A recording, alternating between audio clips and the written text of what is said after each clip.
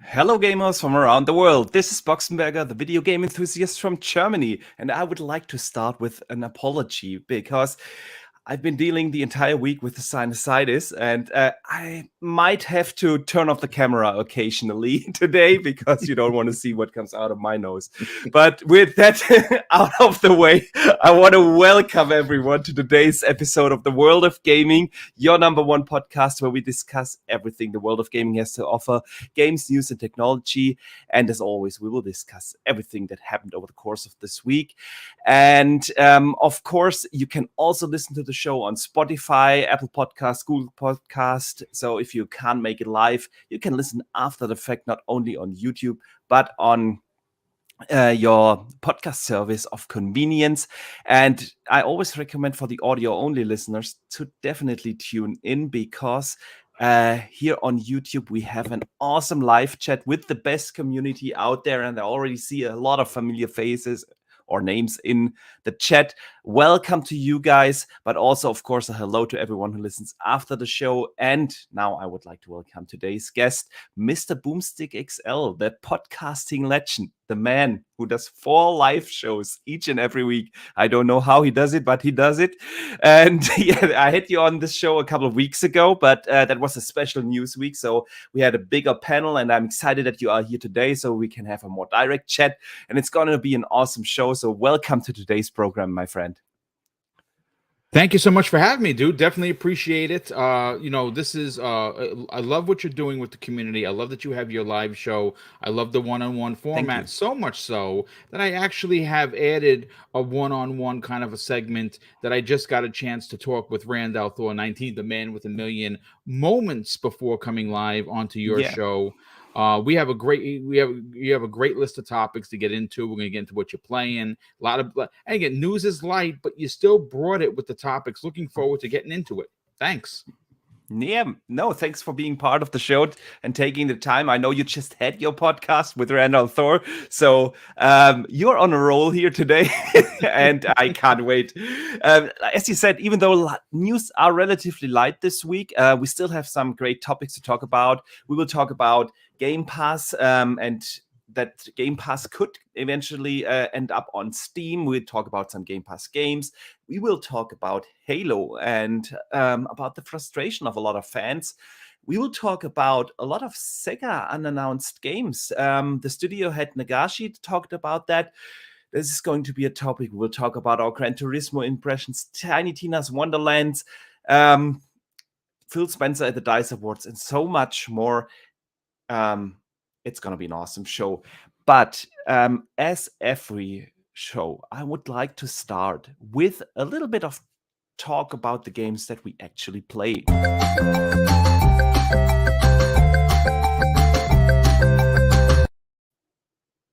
So here we go. This week, we had actually a couple of major game releases. Yeah, starting Friday last week, Elden Ring came out. I know, Boom, you are hooked, and I can't wait to hear your thoughts. We had also the launch of Elex 2 on March 1st. That came out on PlayStation 5, Xbox Series consoles, and the last-gen consoles, and PC. We had a couple of smaller releases like Puzzle Quest, Shadow Warrior, Babylon's Fall, and actually tomorrow, Gran Turismo 7 is coming out. So, big week for game releases. Not the biggest week in news. So, Boom, let's hear. What have you been playing? Have you been playing any of these games, and what keeps you busy? Well, I'm going to be honest with you. I forgot that King of Fighters came out last week. I forgot that there's a lot of games that I actually forgot that came out. I was playing Horizon, which you got on the screen here. I decided to put it down because I'm very bothered by the bugs. I was annoyed by the climbing aspect. One of the biggest aspects of the game is climbing, and I kept falling off of things. I kept jumping to my death on a couple of missions that just annoyed me. So I said, until they fix the hit boxes or the grab boxes for it, I'm going to give it a break. I'm going to come back to it because I do love this franchise, and I love Aloy as a character. But I am inundated with playing just Elden Ring.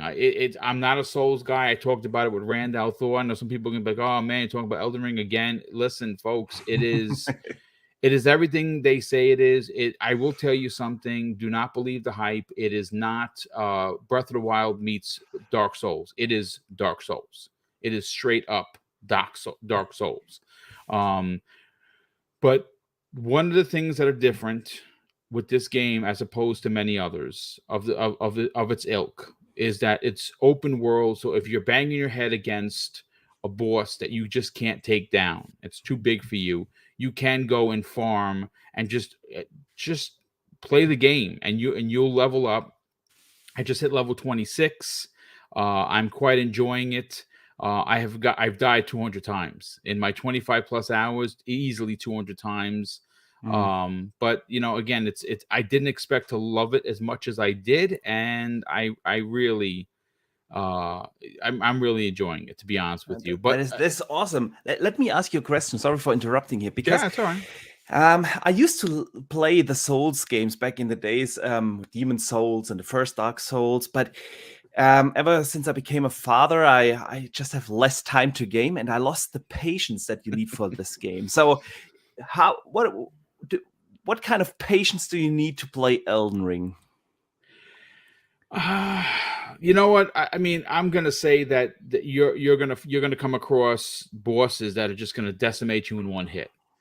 This is certainly not a game that if you only have 15 minutes, 20 minutes, half an hour, even an hour to play, I don't know if you're going to walk away feeling satisfied. Like you're going to walk away and say, yeah, that was a great hour's worth of time. You might be an hour on a boss.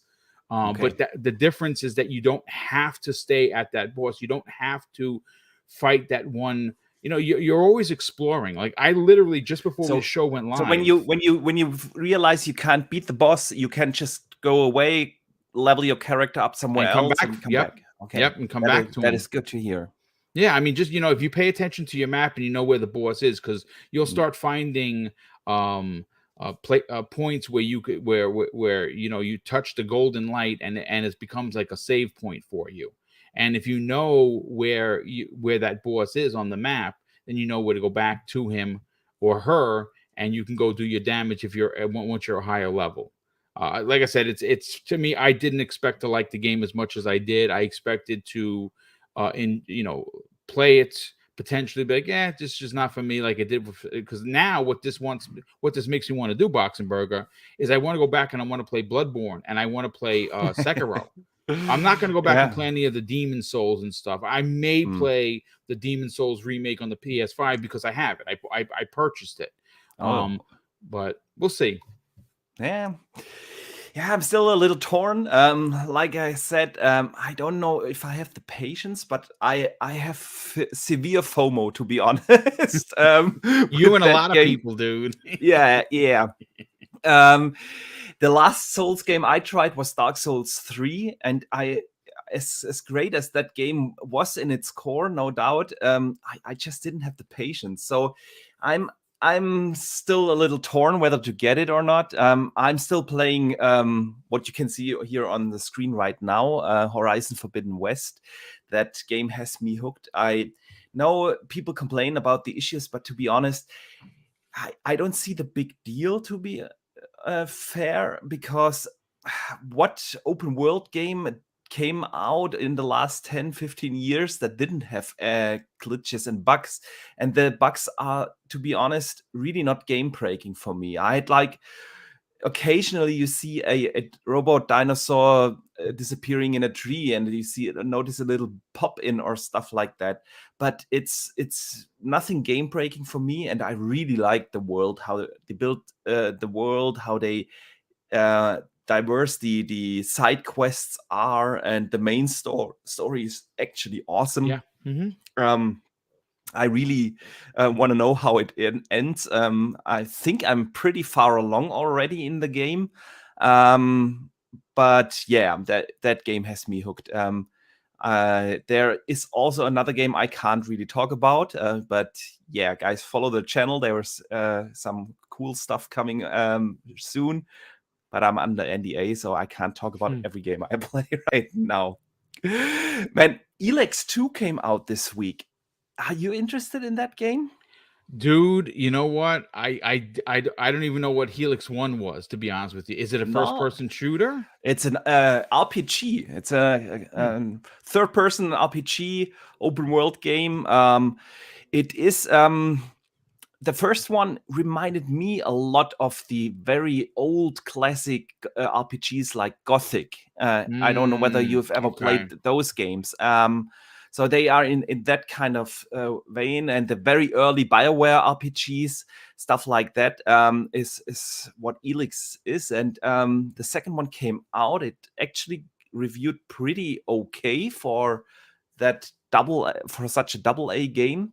So I might pick that also up really soon. I think what Anything I else? want to get next, I definitely want to pick up King of Fighters 15. I'm a Oh huge yeah. SNK fan. And this is the first time in a long time an SNK game actually came to Xbox. Mhm. I have never played one. I have to admit that. Yeah, I mean Not it's my it's cup of tea. yeah, I mean it's a fighter, But so I mean it's yeah, limited. yeah, definitely. All right, let me just briefly catch up on some of the super chats that already came in. The first of the day came in from Chaos Might. He sends in $5 and says, "Mr. Boomstick, the Podmaster." Yeah, man, that is a nickname I will have to use in the next intro when I have you back on the show. Thank you so much. And then we have already another one coming in from Drawn TJ. He sends in $10 and says, "Hey guys, hope you are having a great day. Thank you. I hope you too. Thanks, I hope Ron TJ. everyone in chat has a great day. And man, sorry for bailing out on you on Sunday. I wanted to play Age of Empires 4 with Drawn TJ last Sunday, but yeah, I thought I had a flu, but it was so bad that on Monday I went to my doctor's and she said, yeah, it's sinusitis and I'm full with meds now. So that's why I bailed out on him on Sunday. I'm sorry, but our date still stands. We are going to play this weekend, Age of Empires 4. All right. Anything else you've been playing besides Elden Ring, or is that the game that has consumed you entirely?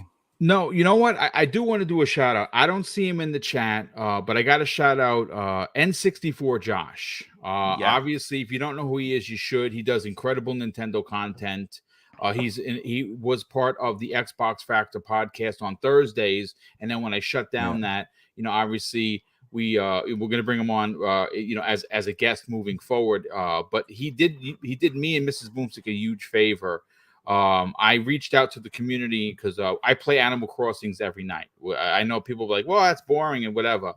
It's not. I'm addicted to it. Like, it's crazy how much fun. And that came from my nephew Tyler. Last May he stayed over and we've been hooked ever since. So I play that every night. But shout out to N64 Josh, who stopped by our island and dropped off peaches. That's the only fruit that we were missing from having them all. And we finally completed one of the biggest tasks, get all of them. So again, maybe a lot of people don't care about Animal Crossing.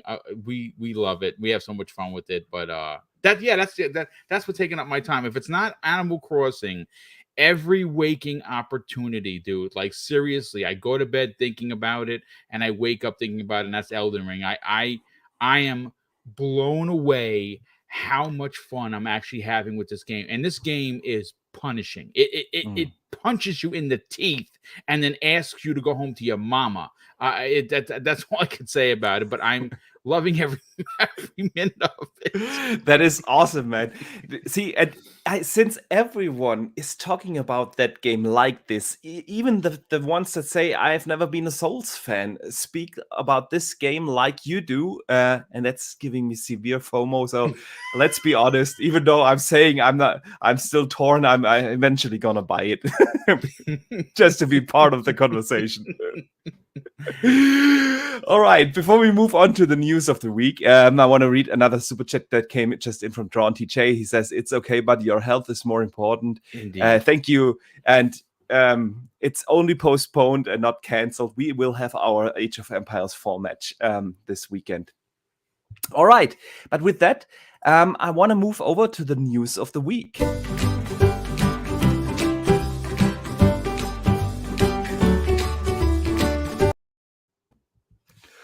All right. So we started the show by saying, like it is relatively light, but there have been some interesting topics to talk about. A lot of people missed that, so I want to start with a bigger one that probably everyone has heard of, and that is that Game Pass could maybe end up on Steam. Gabe Newell from Valve spoke about that. And he says that they are definitely open to talk about Game Pass on Steam with Xbox. Now, my first thought was when I heard that is, man, they just released the Steam Deck and then they bring Game Pass to Steam. That means we could get our Xbox handheld device through this. Boom, what are your thoughts? Would you like to see Game Pass on Steam? And what do you think this could become? Well, I mean, listen, all you have to do is go back to the comment from Gabe. Like he went out of his way. He owns Steam. He doesn't have to say this, but we know that, and we know that the past Microsoft he wasn't a fan of. That's a confirmed fact. He worked for Microsoft. He left Microsoft. He made his own billions. And this is a much different Microsoft now. It's run by Satya Nadella. It's run by Phil Spencer, who is the head of Microsoft Gaming. And we understand what they both bring to the conversation. And I think that is what that's why Gabe Newell is so willing to work with Microsoft. And to be honest with you, hearing him say he wants to work with Microsoft to get Xbox Game Pass onto Steam is a big deal. More so, even the Steam Deck, which is releasing. People are getting their emails. We know that the reviews are out. We've seen some of our favorite industry people like Miles Dompierre and Jeff Grubb, who's a friend of the program. He's been playing it. He said it's the greatest thing, greatest piece of tech he's ever used, and that's people really big. love it. Yeah, and Gabe Newell actually delivers them. I saw himself. that is freaking awesome. Yeah, that's pretty cool. That is really cool. Yeah. I think it would be great for Microsoft. I mean, Steam. Let's call a spade here, folks. Steam is the biggest PC centric place to buy games. And if you can get Xbox Game Pass integrated into that, well, I mean, it's a win-win for everybody, because even Gabe said it in his commentary. Right now, Steam doesn't have its own Game Pass type of system. Yeah, and he said, Gabe Newell said that they don't intend to. That right. To make their own subscription service, but that they are very open to bring a Game Pass to it. Yeah, I think it would be big for both. I think it's a win-win scenario. Absolutely. I mean, listen, if you want to go down a deep dark rabbit hole here, folks, I'll take it to speculation town real quick. Please do so. When I see this kind of thing, this happening, this brotherly love between Gabe Newell and Phil Spencer, right? Again, this is just my opinion. I don't know if it's going to happen. I don't know if it could happen, considering they're buying Activision Blizzard. I will say that when you see Gabe Newell saying that he wants to help Microsoft integrate Game Pass into the biggest PC marketplace in the entire planet, I dare say it is not just on PC, it is the biggest gaming marketplace in the world. Just real quick, Boom. Sure. I want to put a poll into the chat and would like to hear from you guys. What do you think? Should Game Pass come to Steam? But yeah, please, Boom, continue. No, and that's a great poll. That's a fantastic poll, and I think that you're going to get everyone to get, to start talking about it, because I start to wonder. Gabe isn't going to be in the business forever, right? He's been in the business for many, many years. He's a millionaire. I would even say potentially a billionaire. Obviously, probably, yeah. And we know that at some point he's going to want to retire. He's getting up there. And I'm sure that whoever he's going to sell to, he's going to want to make sure the same way when Notch got out of the business. Notch, who was the owner of Minecraft. When he got Yeah. out of the business, he wanted, to make sure that Minecraft was going to be handled with the utmost respect and care, and that's Yeah. why there were some specific things in the contract to make sure that Microsoft didn't lock it behind an Xbox paywall, that they kept it multi-plat. Well, I have a strong suspicion, and again, this is just my opinion on it, just reading the tea leaves, and I could be wrong, that there is a good shot that Microsoft could be the next owners of Steam, and Yeah. I don't see why they wouldn't. Before the Activision Blizzard thing appeared, we had so many speculations about who is the next big publisher that they will acquire. What is that next big thing? And I always said it's gonna be Steam. So that was why I was surprised about Activision Blizzard, because I really thought that they go after Steam. Yeah.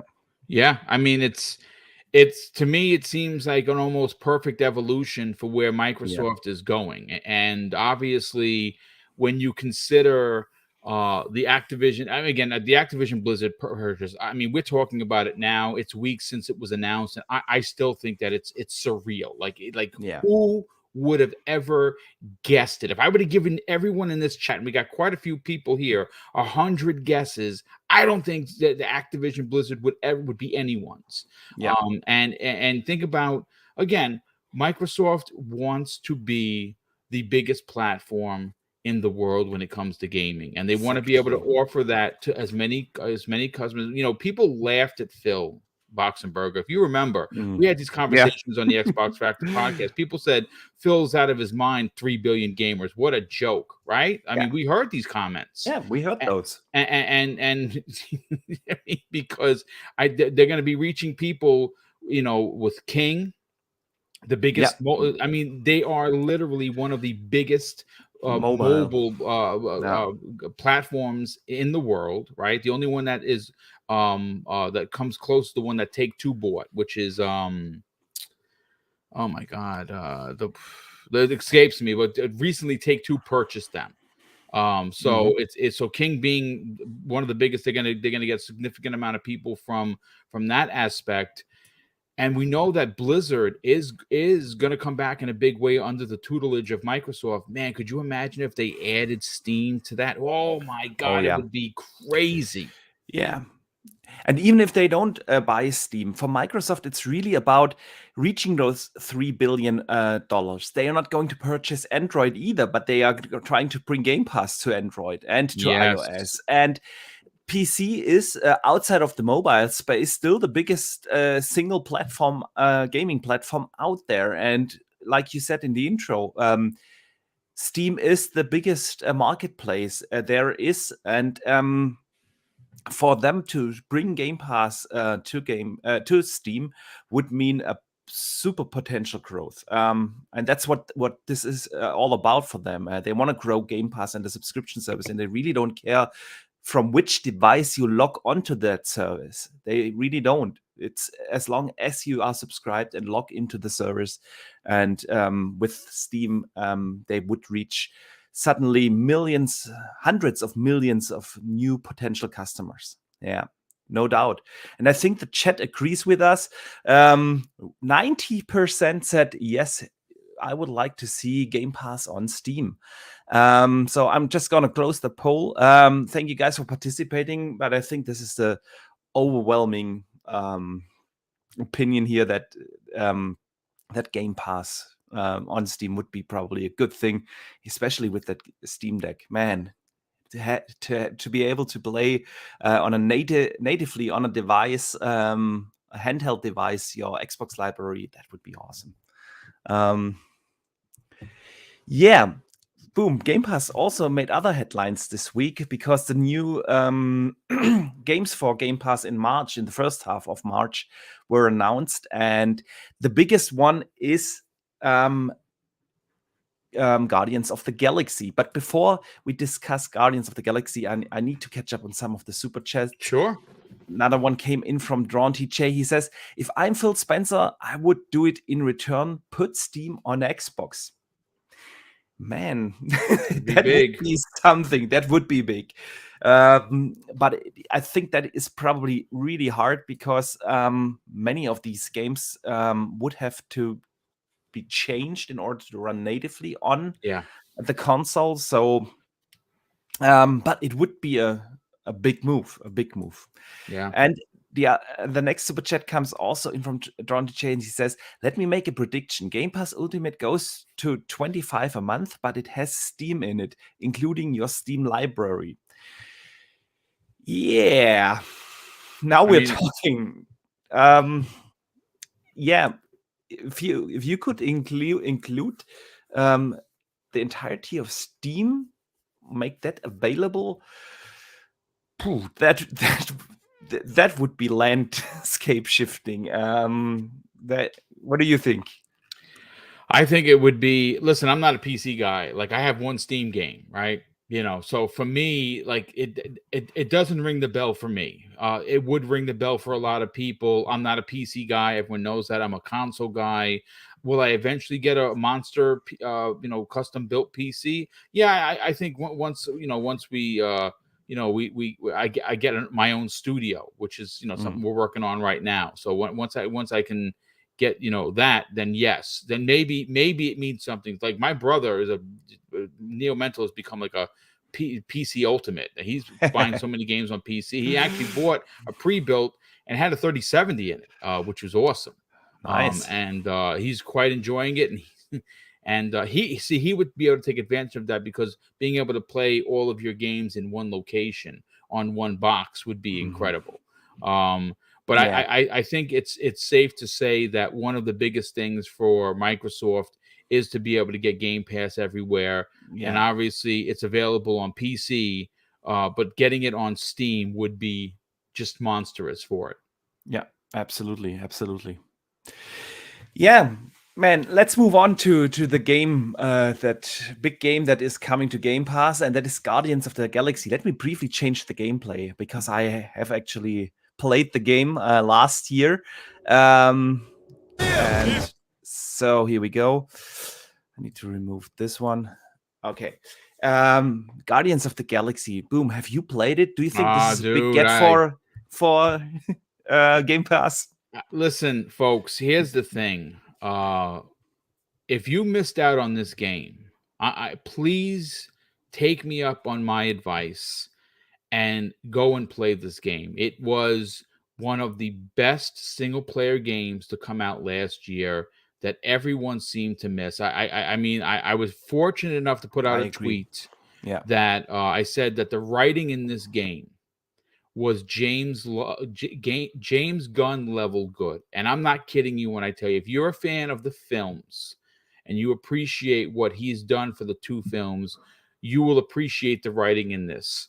And he actually favored and retweeted it, which is bonkers. And that's actually the second time he's done that. So he's not following me yet, but I'm hoping that You're happens getting there. soon. You're getting there. Yeah, No, I'm, but I'm gonna I wait. fully agree with that tweet. I think Guardians was the biggest surprise for me in 2021. I Yep. did not expect that game to be on such a level because when they initially shown it, it showed really poor. The graphics were not there. It ran real poor, even though that was pre-recorded footage from Square, which is crazy. And the reception was really not that good. But when it came out, it reviewed really well, and everyone who played it tweeted about it that he or she loves it. Hmm. And so I eventually bought it too, and I did not regret it because, like you said, the writing is exceptional. It's so funny. I had to put the controller down multiple times because I had to laugh so hard. It's really funny. The gameplay, I really enjoyed it. The combat is very simple in the beginning of the game, but the more you play and the more you progress and level your characters up, the more diverse it gets. You have to really take advantage then of the environment and everything. The story is good. So yeah, I agree, Boom. Big get for Game Pass. Yeah, and again, it just goes to show you that the relationship that Microsoft has with Square Enix is notable, Yeah. because they did have Avengers in Game Pass, and now they have Guardians of the Galaxy, which is Mhm. great. Let me ask you a question, because we have seen over the last weeks a lot of discussions in the Xbox community that there is a gap in the Xbox portfolio until the fall, until Redfall and Starfield and probably Forza and all these games come out. So the first half of the year is relatively empty, and we've heard multiple times that Game Pass, that Xbox wants to fill that gap with Game Pass games. Do you think that games like this one here is the way to fill this gap, or do they need to do more? Look, here's the thing. What we have to understand is, Microsoft was very fortunate last year, right? As someone that has been only doing the YouTube for 4 years, but has been an Xbox fan since the beginning, since the OG Xbox, I think it would be a hard point to argue that 2021 was the best first party output in a decade. Yeah. Okay. Agreed. Again, your mileage might vary on whether or not you thought Psychonauts was great, or Flight Simulator, or Age of Empires, right? These are three very specific genre titles that may not be in your wheelhouse. One's a platformer, one's a flight sim, and one's strategy. So maybe those three games aren't your bag. And if that in fact is the case, I'm not going to argue that. But we can't take away from the fact that on top of those three games, you also had Halo, both single player and multiplayer, and you also had Forza Horizon 5, which is probably the best driving game in the history of driving games, right? Yeah. So that's an incredible year. Well, 2021, as incredible as it was, we're following a very same weather pattern. The first part of the year, Boxenberger, for Xbox was very dry. It was a little light, and they depended on Xbox Game Pass to kind of toe the line, if you will, fill the void. And I think we're going to see that. I think we're going to get a bunch of surprises that we don't know about. I think games like Guardians of the Galaxy are a huge get. It was one of the biggest games that no one played last year. Absolutely. And a lot of the people that played it brought it up in the Game of the Year discussion. It was in mine. It was that good. Yeah. It was in my. It was. I believe it was my number. I think it was my number 3 game. As a matter of fact, our group game of the year, based on the point system that Jay the Retro Gamer came up with, which is something we do every year, wind up being the group game of the year, Guardians of the Galaxy. Yeah. Well deserved. Like we said, it is fantastic. You can see some of the footage from the early part of the game here, so no spoilers. I always try to pay attention, especially with single player games, that I don't put up gameplay that will spoil you anything story wise. But that game is fantastic. It looks great. It runs great. Like you said, last year they did the same. They filled with Game Pass the first half of the year, but they had some day one launches like Outriders and MLB The Show, of course, was a big surprise. Yeah, which is coming this year. Do you think they need to get another day one game before they release? So what would be your guess? What would be the perfect... it's you need to think about something. I have one in my head that I can't get out of my head. Talk about it.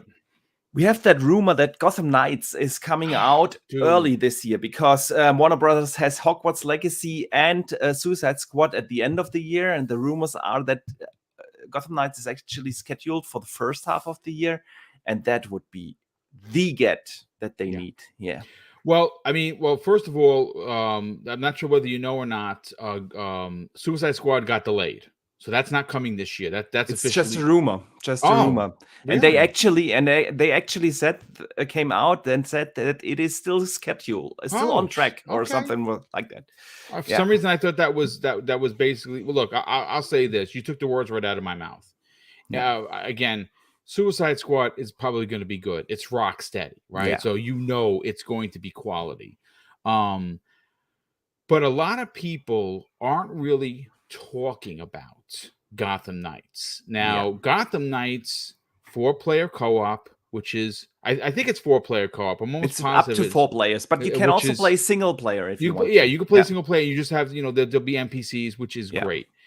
That same team, okay, which is WB Montreal. Yes. They brought out of the 4 Batman games, and listen, I know a lot of people discount it.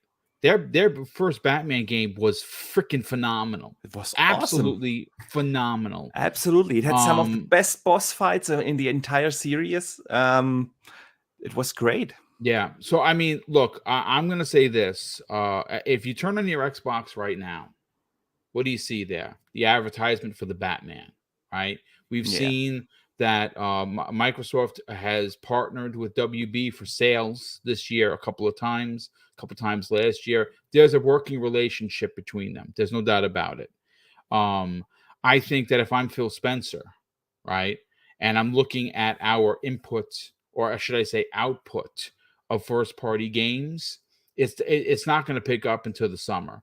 So you got to go from January to June. You got to have some offerings in there.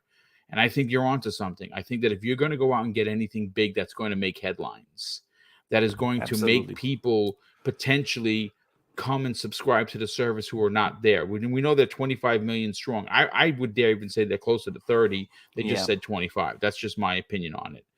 You go and you say in a year, because this week the Batman releases and it's getting incredible reviews, right? I have my tickets for next week. Going to the theater next week. And there you go. So back end, keeping the Batman in the conversation. You bring Gotham Knights to Xbox Game Pass day and date. You're going to get more subscribers, and you're going to and what it does is it fills the gap of your first party. And I don't think they should just stop there. I think we should see at least 2 or 3. But that's a great pick, dude. That took words right out of my mouth. Thank you. Like you said, Boom. A couple of more would be great. So let's see. We are all waiting that Microsoft is actually talking about news and games, and but we had that discussion last week whether Xbox needs an event soon or not. And I think you and I, we are on the same page here. Mm-hmm. They need something before E3 and talk a little bit about something. Dude, before we move over to Halo, I want to read one of the super chats again from Drawn TJ. He says, the reason why I posted that super chat was because Xbox consoles have keyboard and mouse support. That's why I think it would work. Mm-hmm. Yeah, I think he's referring to the bring Steam to Xbox super chat from earlier. And absolutely, with mouse and keyboard, that would take out a lot of the issues. No doubt. Since PC and consoles are so close, they will run now on the same architecture, x86. So it could definitely work in theory. Let's see. There's definitely something going on with Xbox and Steam. That's for sure. Boom, I want to talk to you about Halo Infinite. One of the best games from last year. I think it was your pick for Game of the Year, even if I remember correctly, right?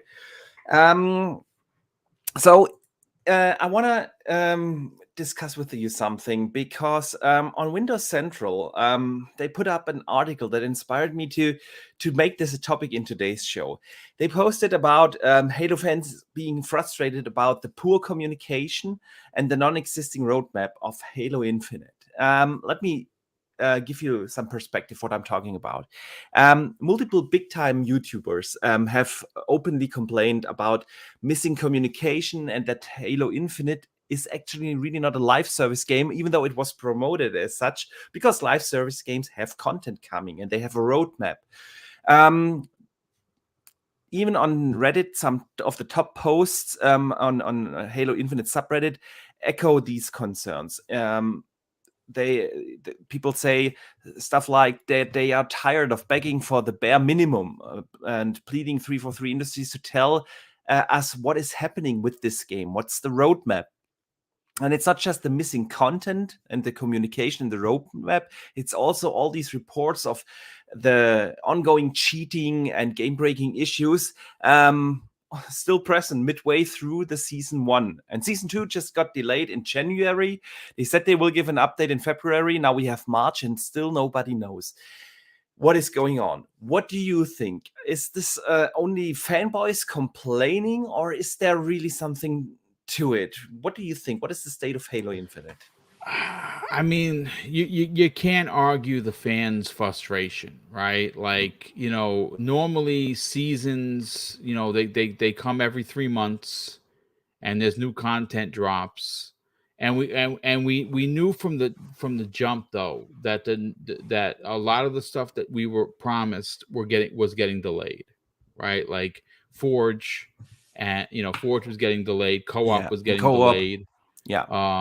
And we knew that May was going to be the next season. Now, I don't know how much of that has changed. I think it's still on for May. We are in March. There are a lot of people that have gone through the 100 levels and are maxed out and have nothing left to do but play the game. Yeah. Me, I'm level 51, just about to hit level 52. I said I was going to come back and play it, but again, when you produce 4 shows and you're trying to play games, unfortunately there's very little time to dedicate yourself to one multiplayer game, which is it's hard, it's tough. But if you are a regular multiplayer, a Halo multiplayer person or gamer, I can understand the frustration. It makes a lot of sense. People want content. Apex Legends always getting content. To take Fortnite, always getting content. Or take your favorite, gas game. It's always getting new content. So, yeah. I mean, I don't know what to say, dude. Honestly, I think people have a right to be disappointed. I feel that there is a right to be frustrated with what they have offered so far. And I think, and this is something that I think they're gonna have to be a little bit better on. Up to the lead up of Halo, their transparency was great. Like, they were always on Twitter, they were always on the socials giving us updates. They had these monthly blog posts. Yeah, they're gonna have to get back to doing that, dude. Yeah. I want to know from you guys in the chat, what are your thoughts? What is the state of Halo Infinite? I put up a poll. I will put in another poll. I definitely want to hear your thoughts as well. See, Boom, my thoughts are, I totally understand what what the frustration is, because when Halo Infinite came out, the only complaint I heard, underneath all this praise that the game rightfully got, it was fantastic, is there are not enough maps on the multiplayer. That was probably the biggest complaint I heard, besides, of course, missing co-op, but that missing or that there are not enough maps for the multiplayer. And I was one of these players that just got a little bored after a while playing the same maps, same modes over and over again. I just dropped out. And the problem with multiplayer games these days is once you're out, you're usually out. It's really hard to get players back into a game rather than keep them in the game. And that's why Fortnite, for instance, brings out content even more frequently than the 3-month season cycle, yeah. And other ongoing multiplayer live service games like Apex or Warzone, they have a much better cadence than Halo does. And it was promised 3 months after launch, season 2. They delayed that season. Now it's like you said, May. Nobody knows what will that mean. Will that mean just another mode? What will we get? Maps? And you said it. They have been so transparent in the lead up to Halo Infinite, and suddenly they stopped communicating with the fan base. And if you cannot, for some reason, provide a couple of new maps or other new content, a new mode or something, be at least transparent. I don't see the hold up why you wouldn't talk about what you have planned to your fans, especially when fans are talking about this. And the other thing is, I remember talking on the Xbox Factor podcast with you right after launch multiple times on multiple shows over multiple weeks about the cheating issue, and that also has not been addressed. And I think in this day and age, where you have for an online multiplayer shooter so much competition that simply does these kind of things better. They communicate openly their roadmaps. They have more content on a regular basis coming, and so on. So I think 343 really needs to step their game up here, because again, once the players are out, they are usually out, and it's really hard to bring them back. You would need something really big. Look, Halo is going to be okay, right? I don't want us to anyone in the chat and anyone that's going to listen to this on the VOD afterwards to suggest that we are doom and glooming Halo. No. Halo is incredible, but Facts. for me, as someone that appreciates both sides of the coins, I love the multiplayer, love the single player. We need to find out when the new content is coming. Now, if you don't want to be specific dates because you're afraid of disappointing the fans, I completely understand, and I'm with you. I'm willing to give a little bit, give them the wiggle room that they need, because again, COVID's still a thing, right? Halo is it's a flagship big title. They want to put out the content. They want to get it right. Completely understand. But the transparency aspect must be addressed. That must be a part of the conversation. Absolutely. Like you said, you can delay the content, but you can't delay the communication with the fans. 100%. Yeah, I agree. I want to read one of the super chats that came in from Dave Ramos. He says, as a sandbox, I figured both multiplayer and single player would be extended, e.g. more biomes, new single player episodes. 343 Industries needs to put more Infinite in Halo. Communicate. I mean, that's a great point. I mean, Definitely. I get you. If multiplayer is, and that's an interesting point, Boxenberger. I want to get your opinion on this, because if you can't deliver on the multiplayer because they have these grand expectations, I understand, completely understand, no questions asked from me. Here's the problem, but here's a solution. What about the story content that we've been hearing about? The rumored story content. When is that coming? At least tease them. Gamers are patient folks. If you get them excited, and if you give them something to look forward to, gamers can wait. I've seen that in the community. They understand delays. They understand that, but what you need to give them is something to hang on to. And it's a great point from Dave Ramos. Single player content would also be something to bridge that gap that you or that void that you have in the multiplayer part. Just talk to us. Just tell us what are your plans. For me, I've heard that comment on another podcast, and I can't remember who said it, so I don't want to get credit for it. But it is a fantastic argument.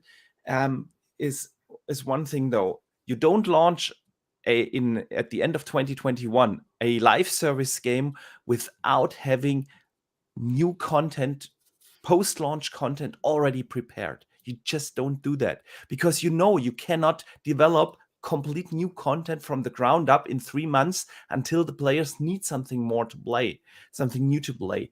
So there is something going on at 343, because that is very unusual, and I like the idea of a single player content. My thought is, with this ongoing Infinite Halo, was that after a year or so we see that, but they could definitely bridge the multiplayer thing with that. So in chat, people really seem to agree with this. The poll said, what are your thoughts for Halo Infinite? All is good. Only 19% clicked that. 43% said they need content ASAP, and 38% they need better communication. So yeah, only now it just changed to 18%. Only 18% say it's all good, and more than 80% agree with us that they need to at least communicate, if not really bring something out for players to be entertained in Halo. So I just closed that poll now, and boom, I want to move on to another news item of the week. And let me just take real quick a note for the timestamps later, and that is Sega. I know you're a big Sega fan. I mean, who isn't? Who isn't? Sega has a lot of unannounced games. The RTG studio head Nagoshi came out this week in an interview with Tocho Dojo. Never heard of that site, but they got him, and he said the following, and I want to quote now. About he was asked about games and games coming from Sega, the Sega studios, and he said the following: "The only one I can talk about right now is Yakuza 8, but we have a lot of unannounced titles that are currently in development. At some point, I'll be able to discuss some things that I think will surprise you all, so look forward to that." So, there are, outside of the next Yakuza, a lot of Sega games in development, and they are apparently going to surprise us. Boom, what would be such a big surprise, and what are your thoughts on this statement from the studio head? It's exciting. As someone who still heralds the Dreamcast as my favorite console of all time, right? With Xbox 360, like within a pinch of a tie. I would love to see Sega come back in a big way. Specifically for me, I want to see Sonic. We have the new Sonic Frontiers coming out, or apparently supposedly going to be coming out by year's end. I have big thoughts and theories as to what they can deliver with the new Sonic. We have the new Sonic film also releasing. I believe it's April 1st. So I'm excited at, because I loved the first film. I didn't expect it to be as good as it was, and damn, it was pretty good, to be honest with you. So I'm looking forward to hearing what they do with Sonic.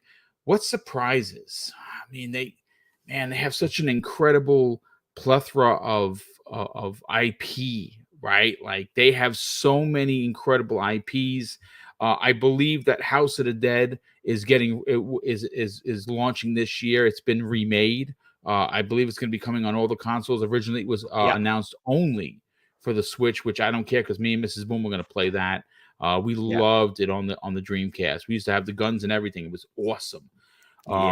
As a surprise, there was a club in the city I grew up, and they had only one arcade machine in that club. Was it? We were there every Friday, and it was House of the Dead. And after like too much beer, it was always for us House of the Dead. Who pays the next round? It's it's a classic. It's a classic game. I personally would love to see it, but for a surprise. For me, dude, I would love for them to remake Jet Set Radio, or even that's just a good one. I mean, look, if you look at Jet Set right now, like even today, from the Dreamcast, the game still looks gorgeous. Like, it still looks beautiful. If they would bring that back, that's an IP. I mean, again, they have a plethora of IPs to come back. That particular one for me would be the biggest surprise, the one I would want to see the most. Mm-hmm. For me, to be honest, I would love to see Skies of Arcadia return.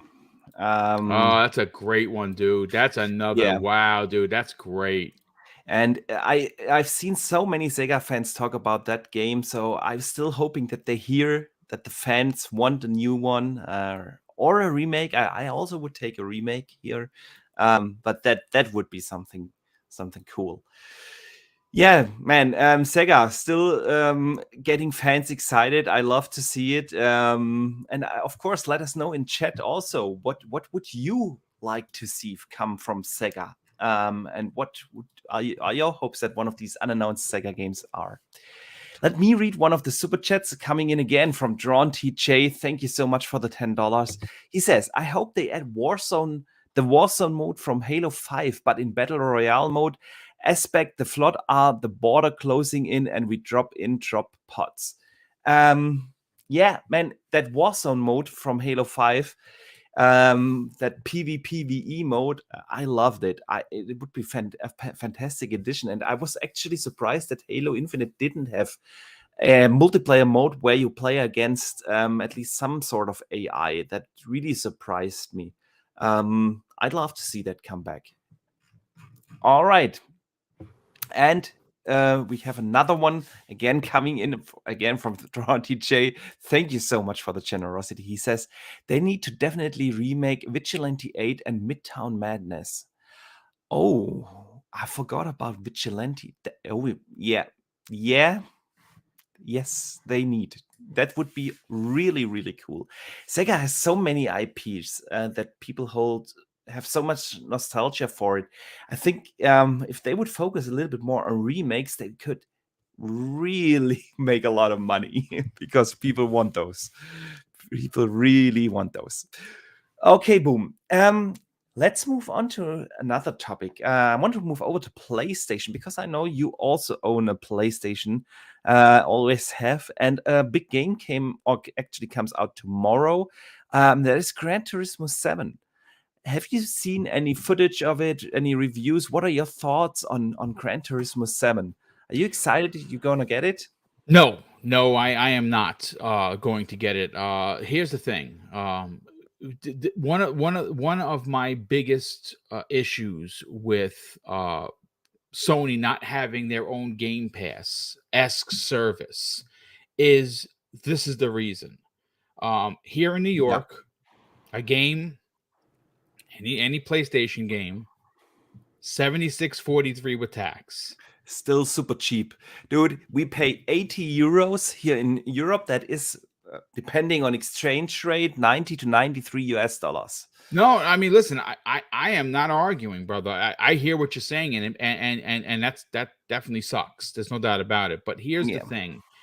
Gran Turismo is a game that is one that I would be interested to play if I was paying $15 a month for a service. I'm not going to go out and spend the money. I don't care. I mean, it's currently, folks, it has over 85 reviews and it's sitting at an 88 meta, which that's great. That's a great game. If you're a PlayStation fan, you are eating well. You had Horizon two Fridays ago, and now you got Gran Turismo. The eating's good for PlayStation. Oh, and you also had Sifu. So you've had back to back good games. Yeah. And again, they are going to continue. Ghostwire Tokyo is coming out at I think March 25th, end of March, definitely. And yeah, Forspoken also is coming out in June. So yeah, I mean, great picks. I mean, all great picks. And you know something, I think that, you know, again, if you're a PlayStation centric gamer, you got a lot to look forward to. First half of the year, excellent for you for sure.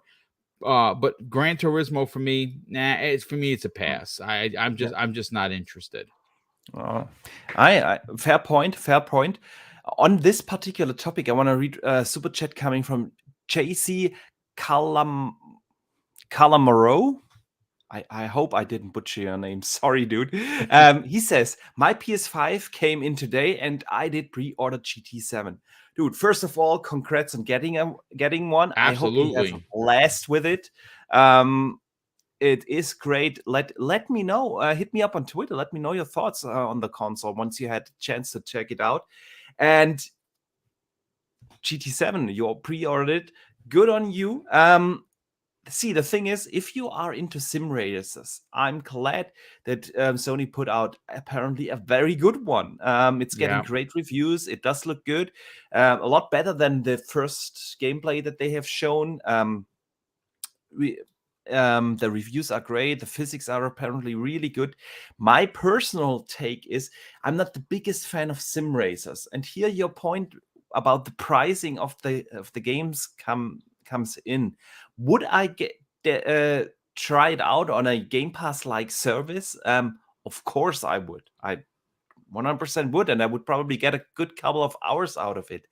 Will I invest 80 euros, again, 93 US dollars into this? Probably That's not. a tough ask, dude. Probably not. That is the thing with this price hike from Sony. I really double think about a purchase. It's not impulse buys for me anymore, and the FOMO aspect is always something you have to balance out, yeah, with your wallet. And the games I gladly purchased Horizon Forbidden West day one. I knew I will get at least 30 to 40 awesome hours out of this, and I don't see that for me personally with GT7. I usually drop out of sim races after 5 hours and then move on to something else, and for that I'm not going to spend the 80 euros. But it's definitely great that PlayStation has this great racer now, and we will see. Rumor have it that Xbox gamers also get a game sim racer at the end of this year, with Forza Motorsport heavily rumored to come out this year. So we shall see. Another game that comes out soon is Tiny Tina's Wonderlands, and this week we had the previews dropping all over the place. Have you seen any of these previews, and are you excited for the game, Boom? Yeah, dude. Look, here's the thing. We were talking in the green room before we went Yeah. live. I was a huge Borderlands fan. I played through 1 and 2 multiple times, both the regular versions and the HD versions when they were released, and even played the prequel. I could not get into Borderlands 3. Now, I don't know if that's a me problem. I don't know if that was I just was over the whole Borderlands thing. I think Tiny Tina is a great character. I love her, how funny she is. Any scene that she's in, it's always a laugh riot. Though, unfortunately for me, dude, nope. This is another game that I would just be like, yeah, if I bought it, it would probably be just me throwing my money away. I'm Okay. hoping, yeah. So I'm definitely not getting this. Yeah, I mean, I always say not every game is for every gamer. Indeed. I'm a big Borderlands fan, and I can't wait for Tiny Tina's Wonderland. The previews are actually really good. They say the gunplay is probably the best in the series to date. Apparently, the music is really good, and the enemy and character designs are really diverse. And it's not just a reskin of the Borderlands 3 enemies, but that they have really new enemy types with different characteristics and so on. The only complaint that I heard in the previews is that apparently some of the humor is a little bit over the top and sometimes a little bit juvenile, but overall previews are really good, and I can't wait for Tiny Tina's Wonderland. And I'm glad they also included, of course, co-op. So we probably will have some community game sessions with that game. Let me know in chat whether you are excited for Tiny Tina's Wonderland and if you are looking forward to it. Definitely want to hear that also from the community. Man, another topic I'd like to briefly touch on, just briefly with you, Boom, is something. When I read that this week, I thought immediately of you. My first thought, because I know you're a big Resident Evil fan, and Resident Evil 2, 3, the remakes, and Resident Evil 7 are getting next gen patches to take full advantage of the current gen hardware. We need to stop to call them next gen. It's current gen by now. It's current gen by now. And boom. What do you think? Next gen patches for Resident Evil. You're gonna revisit them? You know, here's the thing. I beat Resident 2 6 times. 3 on the Xbox, 3 on the PlayStation. I beat Resident 7. I think it's 3 times each on both Xbox and PlayStation. I beat Resident 3, the remake, twice on each. Um, you know what? If you told me that I could go into this and get the achievements or trophies all over again, then I probably would, to see what it looks like on my TV that takes advantage of HDR and everything. I'm going to be honest with you. There were a lot of people that missed out on these games. If you're one of these gamers that didn't play these for whatever reason it may be, maybe your backlog's too big, maybe you don't like scary games, now you do. If you missed out, this is going to be great because they looked gorgeous, Yes. Boxenberger, and on the old hardware. I could only imagine. And I'm an RE freak. Like, I've beaten Yeah. every game in the series, even games you never even heard of. I've beaten. I know whenever we talk about Resident Evil, you come up with some Resident Evil game I haven't even heard of. Dude, I have them all in storage. They were first-person shooter Resident games that a lot of people are like, what are you talking about? First-person shooter? Yeah, an actual, like, House of the Dead shooter for Resident Evil. They made some really wacky ones, but I think that it's great, dude. Like, I just love how Capcom, and this is a dig at you, Sony. Anyone from Sony is watching this is for you. They're not charging. Yeah. You own the game. There you go. Upgrade for free. That's Upgrade what for I'm free, talking exactly. about. Yeah. Yeah. That's how these next gen patches should be handled. No doubt. No doubt. Man, before we move over to the community questions of this week, I want to read another super chat coming in from Tronty J. He says, the reason why I won't get a PlayStation is no Game Pass like service. Also, cloud saves locked behind the paywall and no game sharing plus no reward system like Microsoft Rewards. I think it is no secret that I also say that the value proposition has significantly changed with the introduction of Game Pass, the way how we think about value in gaming, and that this is probably the biggest change that Microsoft has introduced into the gaming space ever. Because now that we have Game Pass and we are used to Game Pass game or first party games coming into the service day one, you just think differently about the value proposition on other platforms. I do that not just with PlayStation, also with Nintendo, to be honest. Nintendo didn't change anything particularly, but I reconsider my thoughts when I think about whether to get the game or not. Is this really worth the money that I'm putting in? And that is definitely something that Game Pass has changed. What do you think, Boom? I mean, I can't argue your point. I can't argue your point. So then let's move over to the community questions.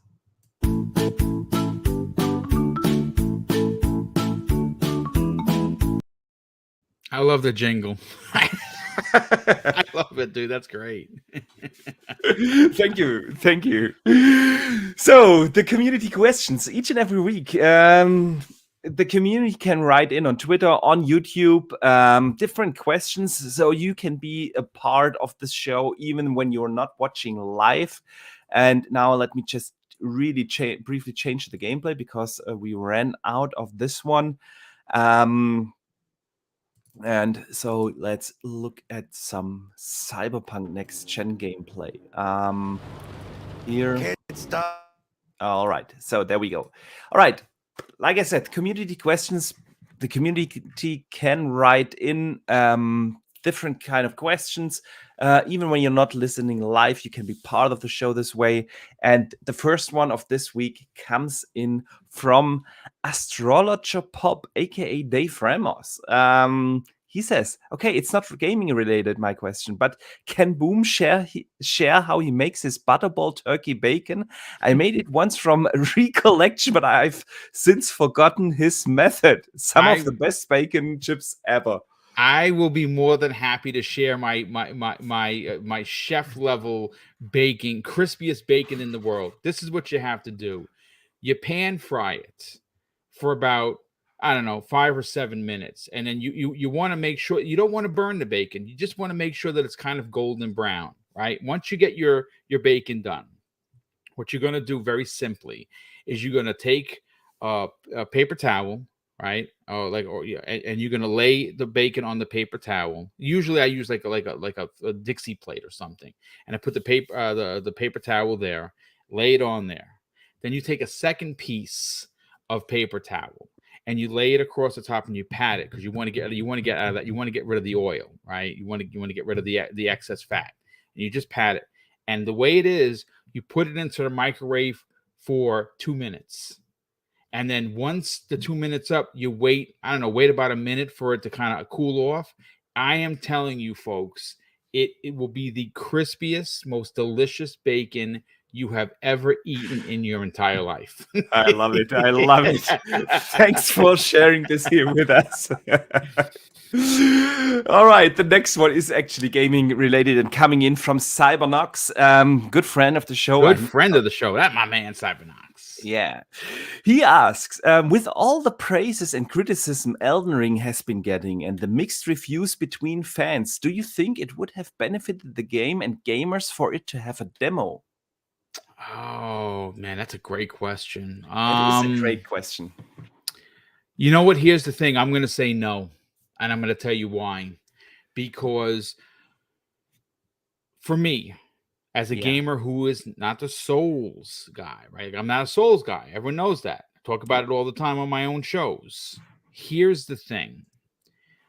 You would have to give away 4 to 5 hours for me to understand what I was playing, because you put an hour demo in. Let's say you give me 2 hours to play it, and you come up for air for the first time, and you open up the doors and you're out in the big world. You're probably going to die 50 times, and you're going to be like, yep, this ain't for me. I am sorry. Yeah. So I think it would actually potentially hurt new players coming in. Now, again, that's my opinion. Especially with this difficulty level, you might frustrate newbies, and in a demo you don't have the same patience than in the game that you have paid $60 or 70 euros for it. Then you probably stick a little longer to the game, and then maybe it clicks with you and you see what the game actually has to offer. I agree with you. There is a reason. We talked about this actually just the other day on the Midweek Mix-Up podcast. There is a reason why we don't have demos these days anymore. Boom, you're an old guy like me. You remember the times when we had magazines. We didn't have the internet. We had magazines, and every magazine had their demo disc attached to the cover. Yeah, those demos are gone, and the reason is that market research has shown that demos actually hurt game sales, because people play a short piece of the game and then they go out, and you know how it is.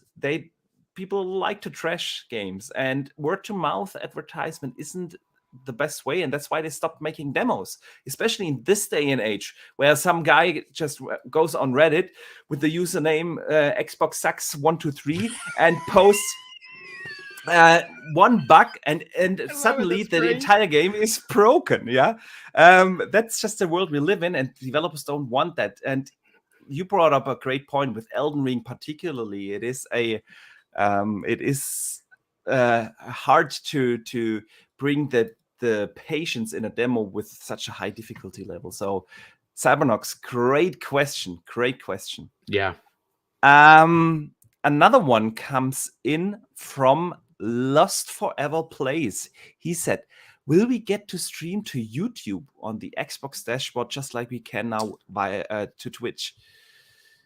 That's something that a lot of people have been. Listen, it's not the first time I've heard that conversation. I would love to do that, because then I wouldn't mind recording my content to YouTube, putting it up on my channel. Hey, listen, quick play of me, playing the game, and that I think it's great.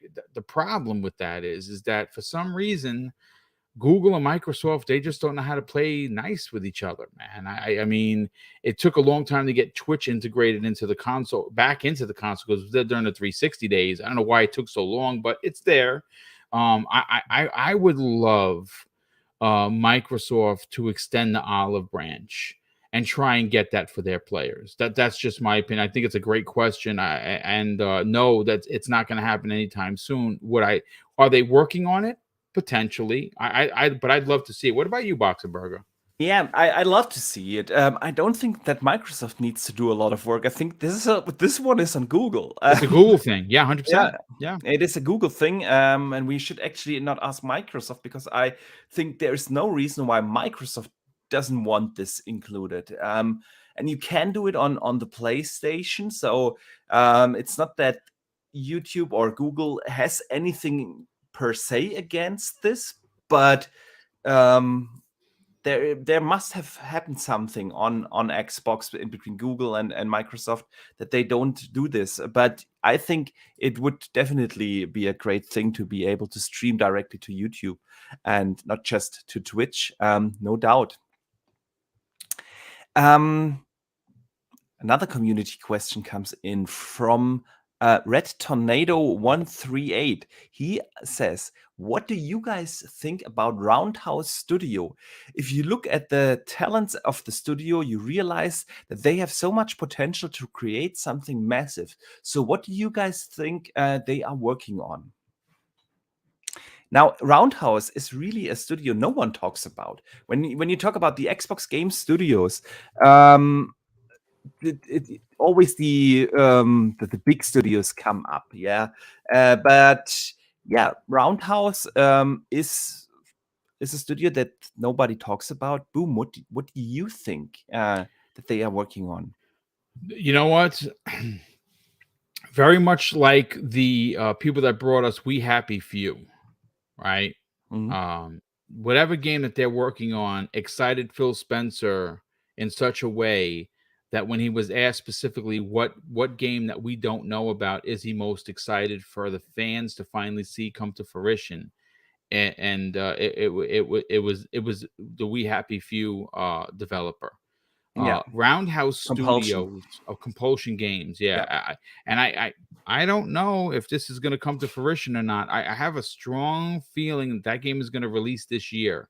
I don't Yeah, I know. I mean, their mean, last game, Rune 2, was it 2018 or 19? it's So been a while. it's been a while. Yeah. Definitely, it's been a while. I have a theory. I want to hear your thoughts. You remember when Fallout 4 came out? Yeah, we had this Fallout game that was on mobile, on console, Fallout Shelter. You remember that game? Now, this year we have Starfield coming out, and wouldn't it be awesome if Bethesda or Team Xbox now makes another company or another smaller game to accompany the big brother Starfield, especially now that they have that ecosystem where you can play it on mobile, you can play it on console, on PC, and you have that Starfield Shelter or whatever it will be called kind of game. And Roundhouse would be a perfect developer to do such a game. What do you think? I agree. I don't see why not. Again, it's one of those. It's a studio that I think we're going to look back at this conversation and say, "Man, they were the dark horse. Like we didn't expect that to be coming." Mhm. And I would love to see it. I mean, again, they have so many studios, and forget the fact that they have a total of 34 once this Activision deal goes through, and it's going to go through. It's just going to take a little bit longer because of Yeah. the amount and the how intricate it is going to be, especially in this in the political times that we're living in. But dude, I would love to see Roundhouse Studios do something original. I love original. I mean, listen, we all want the next Fallout, right? We all want the next Doom and Yeah. the whatever. But I think one of the things I'll take it a bit further. I would love to see them do what they want to do. If they have an Mm. IP that they want to go after that Microsoft owns, let them at it. If you feel Let they him. have the talent to do it, but Yeah. if they have a game that they've been or pitch, I would love to see some of these smaller studios put something bring the masses, especially the Xbox masses, a new Yeah. IP. Yeah. I love that thought. Let those smaller studios actually take their shot at a bigger game. Yeah. Yeah. When you look at what Roundhouse has released over the last years, I just briefly pulled up the list from Wikipedia. There was Roan 2, Survive By, The Quiet Man, Dungeon Defenders, Lost Within, Minimum Defiance. They almost on a yearly basis release these smaller games. Let them take the time, make something bigger, something more ambitious to see what are their actual capabilities, and not just let them put out a game every year with a super small scope. Yeah, so definitely I agree there, Boom. The next question comes in from Stuffed Sean. Man, before I read that, I want to briefly thank everyone in the community for writing in all these great questions. We could fill an entire show with all the questions because they are really good. So the next one comes in from Stuffed Sean. He asks an interesting one, Boom. With Phil Spencer now head of Microsoft Gaming, will someone else step into the head of Xbox role? Sarah Bond, Pete Hines, someone else? What do you think? And who would get your vote? Wow. I mean, Pete Hines, I don't think he moves from where he is in Bethesda. Sarah Bond is my pick. I think that she is just completely dynamite. Like, she brings such an incredible energy. Yes. I mean, you ever listen to her speak, man? I mean, take the time to hear how she conducts herself. She is as a paraprofessional as they can get. And I said this before. I got some kickback for it, which is fine because I don't mind being right or wrong or otherwise. But I think that when Phil's done, and I don't know when that's going to be, that could be 5 years, hell, that could be 15 years. But I think that when Phil is done, she is going to take over whatever position he's currently held. I think she's being built up to take over the business, so to speak. I agree. She's definitely one of the candidates that the top management is paying close attention now, that she's building, is, like you said, being built up as one potential successor. The other one that obviously comes to mind is Matt Booty. The thing with Matt is that he is not the camera person. He is rarely on screen. Yeah, when you see executives talk from Microsoft, it's Sarah Bond is very prominent. There are others. But Matt isn't. But that doesn't mean that he isn't in the position to be able to do it. He is the head of the Xbox Game Studios, and I think this is a very crucial role in the Xbox organizational structure. You're probably not going to get head of Microsoft or CEO of Microsoft Gaming, the successor of Phil Spencer, by being the head of, I don't know, the HR department of Xbox. But being the head of the Xbox Game Studios makes you definitely a candidate. And in the end, we sometimes forget it's these executives, their main job is not to be good on camera. It is to be good leaders, visionaries. And Matt has done a tremendous job so far with leading the Xbox Game Studios. So he could also be in that role, but I agree with you on everything you said with Sarah Bond. She is definitely a good candidate. And another, I want to Boom. You have another 5 to 10 minutes. Yeah, I got 5 minutes. I can give you 5. 5 minutes. All right, 5 minutes. Let us read one other coming in from Doom Reaper. If you could resurrect any IP that hasn't had a new game in over 10 years, what would it be? My goodness. I know everyone's going to say, Boom is going to pick Banjo-Kazooie. No, I'm actually not. I'm going to tell you what game I would pick. Crimson Skies. Crimson Skies. That is a good one. Is an incredible... Go play it right now. It's Indiana Jones in the air with air combat. Yeah. It has an incredible single player story. It has a multiplayer. Well, it doesn't have a multiplayer anymore. It had a multiplayer aspect where you can dogfight with other people.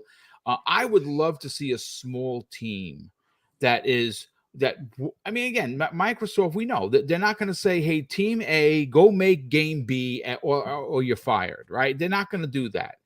Someone would have to be a fan like me and say, hey, listen, I got an idea, Phil. You know, Crimson Skies. I'm a big fan. I grabbed a bunch of people from Bethesda. We're all drinking a beer. We all said, listen, let's give us the opportunity to bring back this old IP. We can make it a games as a service. We can give you your multiplayer. We can give you a single player. Give us a small team. That's the one I would want to see come back. That's a fantastic pick, man. I haven't thought about Crimson Skies in a long time. I love that game, dude. Loved it. A fantastic game, man. It is on Game Pass. You can play it. It's back compat. Actually, I have to do that. I don't know whether it holds up to this day and age, but dude, it actually looks really good. I can imagine. It looked fantastic back in the OG days. If I had to pick one, I would bring up an Activision Blizzard game now that I would like to see resurrected, and that is Pitfall. I love Pitfall, dude. Series, and give Pitfall the Uncharted treatment or the Tomb Raider treatment, and that would be something that I would love to see. There are so many games we could talk about for hours, but Boom, I know you gotta go, and I want to let you go. Thank you so much for the time, for your time. Boom, before you go, let everyone know in chat where they can find you, what you have coming up, and you don't need to tell them that your links, because you can find the links to Boom's channel, to his social, everything in the description of the show. But what have you what is coming up with you? What you're working on? Let people know. Well, I mean, listen, Breakfast with Boom, Web Dave is making his grand appearance. He has permanently joined the panel along with, nice. BitCloud and he's also in chat here today. I've seen him. He's everywhere, and that's what we love about him. He's so supportive of everything that we do. I mean, literally, go support this man when he goes out there and he does his thing, because he does incredible work. But yeah, tomorrow we're going to be talking about. I'm literally, like, it's crazy that I'm doing this show. I was doing my other show, and I was writing next Thursday's X vlog with Miles Dompierre and Breakfast at Boom. I'm always working, folks. The brain doesn't stop. It's bonkers. Tomorrow morning, 10 a.m. Eastern Standard Time. Please tune in to Breakfast with Boom. I don't want to really spoil what we're going to talk about. I think it's going to be a great surprise for a lot of people. We might get a little Elden Ring talk in there. Don't kill me, but with Miles, there's no doubt you will get that. Oh no, not tomorrow. But Miles is next Thursday. Yeah, he's gonna be. He's gonna. I got a whole. I got a great, because he's been tweeting a lot. So I've been grabbing his tweets to use as a topic. But yeah, tomorrow morning, Breakfast at Boom, 10 a.m. Eastern Standard Time. If you missed today's X Vlog episode, Xbox Live episode 2, I had Randall Thor 19 on there, and we really broke down a lot of incredible topics. But yeah, again, if you've never heard of me, which is quite surprising, check out Double Barrel Gaming on YouTube, and listen, hit me up in the DM if you want to talk gaming, at Mr. Boomstick XL on Twitter. Yeah. Boom, thank you so much again for your time. You can find the link to Boomstick's channels, in, like I said, in the description. But I want to thank everyone who turned up for the show here today in chat. The chat has been on fire this week. Thank you, guys. Thank you so much for the super chats. It's been a light news week. Probably that's going to change soon, but it's been a great week for gaming. A lot of games came out. I hope you all play what you love. And like Pong Soul always says, it's the golden age of gaming. So enjoy what you play. And I see you guys next week. And don't forget to game on.